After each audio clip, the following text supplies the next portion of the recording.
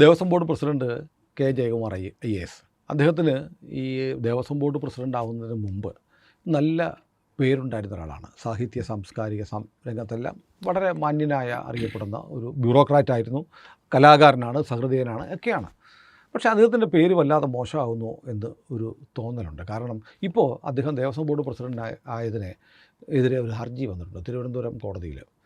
ഹർജി കൊടുത്തിരിക്കുന്നത് സംസ്ഥാന സർക്കാരിലെ ഏറ്റവും മുതിർന്ന IAS ഉദ്യോഗസ്ഥനായ ഡോക്ടർ B. അശോക്. അദ്ദേഹം കാർഷിക ഉൽപ്പാദന കമ്മീഷണർ.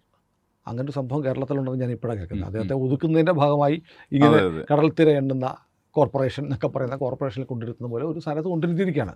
അദ്ദേഹം പറയുന്നത് IMG, institute of management in governance, ഭരണം എങ്ങനെ നന്നാവണം എന്ന് സർക്കാർ ജീവനക്കാരെ പഠിപ്പിക്കുന്ന സ്ഥാപനമാണ് IMGയുടെ ഡയറക്ടറാണ് ഇപ്പോൾ Jayakumar sir. K Jayakumar IAS അതിൻ്റെ ഡയറക്ടറായിരിക്കെ ഒരു സ്വയംഭരണ സ്ഥാപനമായ ദേവസ്വം ബോർഡിൻ്റെ പ്രസിഡൻ്റ് ആകുന്നത് നിയമവിരുദ്ധമാണ് എന്നാണ് IASകാരനായ ഏറ്റവും മുതിർന്ന IASകാരിൽ ഒരാളായ B. അശോകിൻ്റെ വാദം. അപ്പോൾ ഒരുപക്ഷെ അദ്ദേഹത്തിന് തിരിച്ചടി ഉണ്ടാവുമോ ഇല്ലയോ എന്ന് നമുക്ക് പറയാൻ പറ്റില്ല, കോടതിയെ തീരുമാനിക്കട്ടെ. പക്ഷേ അദ്ദേഹത്തിന് IASകാരൻ തന്നെയായ ഒരു IASകാരൻ്റെ മുൻ IASകാരൻ്റെ നിയമനത്തെ ചോദ്യം ചെയ്ത് വരുമ്പോൾ ജയകുമാർ സാറിനൊരു ക്ഷീണമല്ലേ അത്? അല്ല, സംശയമില്ല, ക്ഷീണമാണ്. കാരണം ഇപ്പോൾ ജയകുമാരൻ സാറിനെ പോലുള്ള ആളുകൾ അദ്ദേഹം ഇടയ്ക്ക് കേരളത്തിൻ്റെ ചീഫ് സെക്രട്ടറി ആയിരുന്നു, അതേപോലെ തന്നെ കേന്ദ്രത്തിലെ സാംസ്കാരിക വകുപ്പിന് ജോയിൻറ്റ് സെക്രട്ടറി ആയിരുന്നു. സാമാന്യം നല്ല പേരുള്ള ആളാണ്, നല്ല പേരുള്ള ആളാണ്. ഒരു അഴിമതിക്കാരെന്നുള്ള പേരൊന്നും ആരും ഇതുവരെ പറഞ്ഞിട്ടില്ല. മലയാള സർവകലാശാലയുടെ വൈസ് ചാൻസലർ ആയിരുന്നു അദ്ദേഹം. അതിന് നിരവധി ചുമതലകൾ വഹിച്ചിട്ടുണ്ട്. മലയാളി ഓർമ്മിക്കുന്ന അതിമനോഹരമായ ഗാനങ്ങൾ ഒരുപാട് അദ്ദേഹം എഴുതിയിട്ടുണ്ട്. ഇപ്പോൾ ഇന്ത്യയെ തന്നെ റെപ്രസെൻ്റ് ചെയ്തുകൊണ്ട് ഫ്രാങ്ക്ഫർട്ടിലേക്ക് ഒരു ഡെലിഗേഷൻ പോയിട്ടുണ്ടായിരുന്നു. അതിനകത്തൊക്കെ ജയകുമാർ സാറിൻ്റെ പങ്കാളിത്തം ഉണ്ടായിരുന്നു.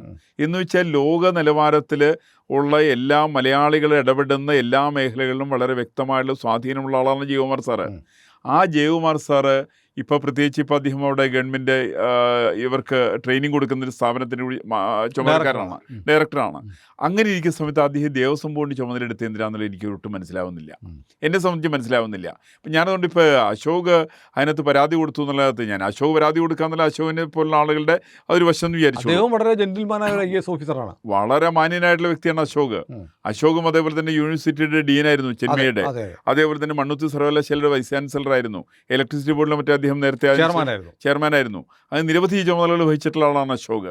അപ്പം അങ്ങനെ അശോകിനെ പോലുള്ള ആള് ജയകുമാർ സാറിനെ പോലുള്ള ആൾക്കെതിരായിട്ട് ഇത്തരം ആരോപണങ്ങൾ ഉന്നയിക്കുന്ന സമയത്ത് അതിൽ കഴമ്പുണ്ടെന്നാണ് എന്നെപ്പോലുള്ളൊരു വിശ്വാസം. കാരണം എന്തിനാണ് ജയകുമാർ സാറ് ആരെ രക്ഷിക്കാൻ വേണ്ടിയിട്ടാണ് ദേവസ്വം ബോർഡിൻ്റെ പ്രസിഡന്റ് ആവണത്? ഒരു ചീഫ് സെക്രട്ടറി ആയിട്ട് താരതമ്യപ്പെടുന്ന സമയത്ത് എത്രയോ താഴെയുള്ള പോസ്റ്റാണത് ഒരു ദേവസ്വം ബോർഡിൻ്റെ പ്രസിഡന്റ്. ആ തരം പോസ്റ്റിൽ ഒരു 1 ലക്ഷം അല്ലെങ്കിൽ 1.5 ലക്ഷം രൂപ ശമ്പളം കിട്ടുന്നു, 2 അല്ലെങ്കിൽ 3 കൊല്ലക്കാലത്ത് പോസ്റ്റിംഗ് വരുന്നു, ശബരിമലയിൽ ഭരണം കിട്ടുന്നു എന്നൊക്കെ വെച്ചുകൊണ്ട് ഈ തരത്തിൽ കവിയായിരിക്കുന്ന സാഹിത്യകാരനായിരിക്കുന്ന നിരവധി ആളുകളുമായിട്ട് വലിയ ബന്ധങ്ങൾ സ്ഥാപിച്ചിട്ടുള്ള ഉന്നതമായിട്ടുള്ള നിരവധി ചുമതലകൾ വഹിച്ചിരിക്കുന്ന ജയകുമാറിനെ പോലുള്ള ആൾ, ആ തരത്തിലുള്ള ആൾ ഒരു കാരണവശാലും ദേവസ്വം ബോർഡിനെ പോലത്തെ സ്ഥാപനത്തിൽ വരാൻ പാടില്ലായിരുന്നു. അതിനൊരു കാരണമുണ്ട്. കാരണം ദേവസ്വം ബോർഡിൽ വന്നു വെച്ചിട്ടുണ്ടെങ്കിൽ സാധാരണ ദേവസ്വം ബോർഡിൻ്റെ പ്രസിഡന്റ് സ്ഥാനത്തല്ല ഇദ്ദേഹം വന്നത്. ഇതിനു മുമ്പുണ്ടായിരുന്ന എല്ലാ ദേവസ്വം ബോർഡ് പ്രസിഡന്റുമാരും ജയിലിലാണ്.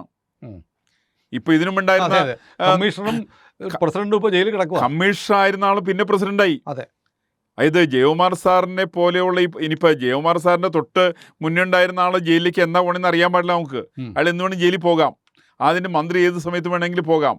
ഇവരൊക്കെ ജയിലിലേക്ക് പോയിക്കൊണ്ടിരിക്കുന്ന സമയത്ത് ആരെ രക്ഷിക്കാൻ വേണ്ടിയിട്ടാണ് ജയകുമാർ ചുമതലയെടുത്തെന്നുള്ളവരും എന്നെ സംബന്ധിച്ച് വളരെ ബലമായിട്ടുള്ള സംശയമുണ്ട്. അല്ല, അത് മുൻ ദേവസ്വം ബോർഡ് പ്രസിഡന്റായിരുന്ന പത്മകുമാർ പറഞ്ഞിട്ടുണ്ട്. അല്ലേ, ശബരിമലയിലെ കാര്യങ്ങളെന്ന് പറഞ്ഞാൽ ഇതൊക്കെ നടക്കുമ്പോൾ നമ്മൾ ദൈവത്തെ പോലെ കാണുന്ന ആളുകൾ ഇങ്ങനെയൊക്കെ ചെയ്താൽ നമുക്ക് എന്ത് പറയാൻ പറ്റും? അങ്ങനെ പത്മകുമാറിനെ സംബന്ധിച്ച് പത്മകുമാർ ദൈവത്തെ പോലെ കാണുന്നത് ആരെയായിരിക്കും? അല്ലെ, പത്മകുമാർക്ക് ദൈവത്തെ പോകുന്ന ആരൊക്കെയാണെന്നറിയില്ല. ഒരുപക്ഷെ വേണമെങ്കിൽ സംസ്ഥാന മന്ത്രിയോ മുഖ്യമന്ത്രിയൊക്കെ വേണമെങ്കിൽ ആകാൻ തരമുണ്ട്. ഈ മുഖ്യമന്ത്രിയെ പോലുള്ള ആളെ ആദ്യം കണ്ടിരിക്കുന്നത് ദൈവമായിട്ടാണ്. അങ്ങനെയുള്ള ദൈവത്തിൻ്റെ വായിൽ നിന്ന് നിരക്കാത്ത രീതിയിലുള്ള ചില സംസാരങ്ങളും ഭാഷകളും മറ്റേ പ്രവൃത്തികളൊക്കെ വരുന്ന സമയത്ത് സ്വാഭാവികമായിട്ട് പത്മകുമാറിൻ്റെ പിള്ളേർക്ക് വേദന ഉണ്ടാവും. പക്ഷേ പത്മകുമാറിനെ സംബന്ധിച്ച് അങ്ങനെ നിഷ്കളങ്കനായിട്ട് നമുക്ക് ധരിക്കാൻ സാധ്യമല്ല. ഒരിക്കലും നിഷ്കളങ്കനല്ല. കാരണം നിഷ്കളങ്കനല്ല എന്ന് മാത്രമല്ല, ഈ പറയുന്ന സകലമാന ചെയ്തികളിലും അദ്ദേഹത്തിന് വ്യക്തമായിട്ടുള്ള പങ്കുണ്ട്. നേരിട്ട് അദ്ദേഹത്തിന് പങ്കുണ്ട്. അങ്ങനെ പങ്കുള്ള ഒരാളാണ് പത്മകുമാർ.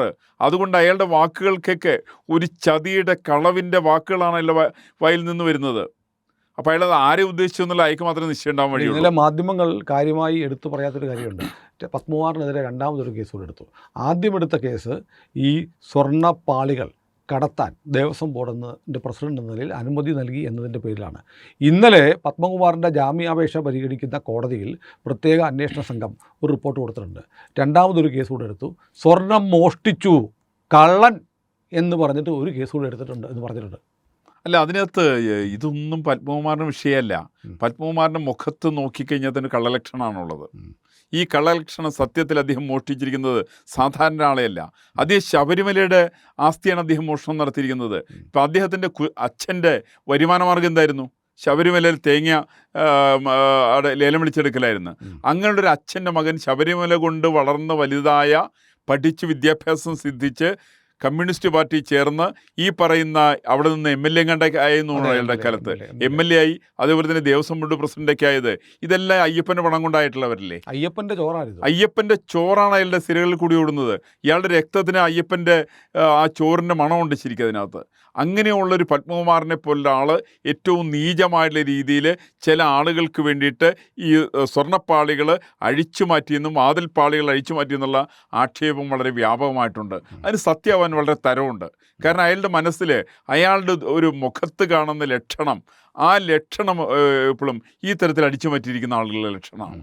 അയാൾ ആരും മുഖത്ത് നോക്കുന്നില്ല. അയാളുടെ ചിരിയുടെ സൈക്കിളിൽ നിന്ന് വേണ്ടി ചിരി അയാൾ ചിരിച്ചുകൊണ്ടിരിക്കുന്നത്. ആ ചിരിക്ക് യാതൊരു ആത്മാർത്ഥതയില്ല. ആത്മാർത്ഥതയില്ലാത്ത ചിരിയാണ് പത്മകുമാർ ചിരിച്ചുകൊണ്ടിരിക്കുന്നത്. അപ്പോൾ ശബരിമലയുടെ എന്തെല്ലാം സാധിക്കുമോ അതെല്ലാം അടിച്ചു മാറ്റാൻ യാതൊരു മടിയില്ലാത്ത ആളാണ് ഈ പറയുന്ന പത്മകുമാർ എന്നാണ് ഞാൻ അനുമാനിക്കുന്നത്. അങ്ങനെയാണ്. അപ്പോൾ അതുകൊണ്ട് അയാളെ ഇപ്പോൾ പുതിയ കേസിൽ അയാളെ കൂടി പ്രതിയാക്കി വെച്ചു.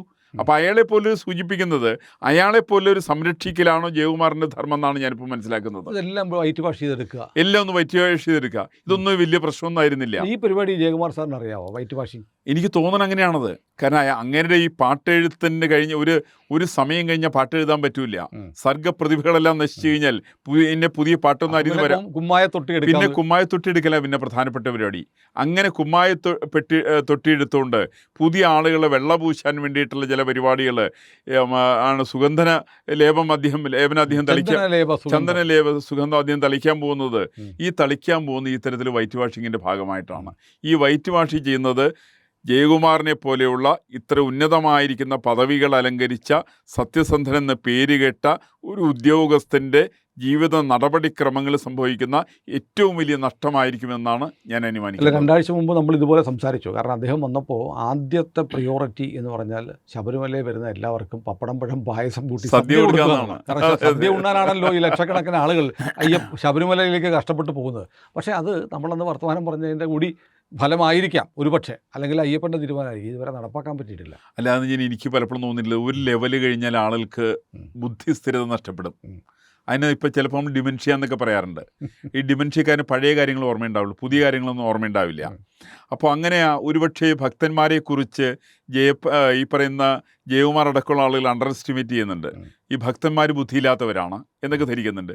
ബുദ്ധിയുള്ളവരെ ഞാൻ എന്നെപ്പോലൊരു ദേവസ്വം ബോർഡിൻ്റെ പ്രസിഡന്റ് ആവുന്നു, അല്ലെങ്കിൽ ഞാൻ പഴയ ചീഫ് സെക്രട്ടറി ആയിരുന്നു, ഞാൻ കവിയാണ് എന്നൊക്കെ ഇദ്ദേഹം ധരിച്ചു വയ്ക്കുകയാണ്. ഈ ധാരണയുടെ അടിസ്ഥാനത്തിൽ ബുദ്ധിയില്ലാത്ത ഭക്തന്മാർക്ക് ഒരു നേരം നന്നായിട്ട് അങ്ങോട്ട് സദ്യ കൊടുത്തു കഴിഞ്ഞിട്ടുണ്ടെങ്കിൽ അവർ തൃപ്തരാവുന്നതാണ് ഇദ്ദേഹം തെറ്റിദ്ധരിക്കുന്നത്. അങ്ങനെ ഭക്തന്മാർ തൃപ്തരാകില്ല. ഭക്തന്മാർ മാത്രമല്ല, ആ ഭക്തന്മാർ ദർശിക്കാൻ വരുന്ന ഭഗവാൻ, ആ ഭഗവാന്റെ ശാപമില്ലേ, ആ ശാപത്തിൽ നിന്ന് ജയകുമാറിന് മോചനമില്ല.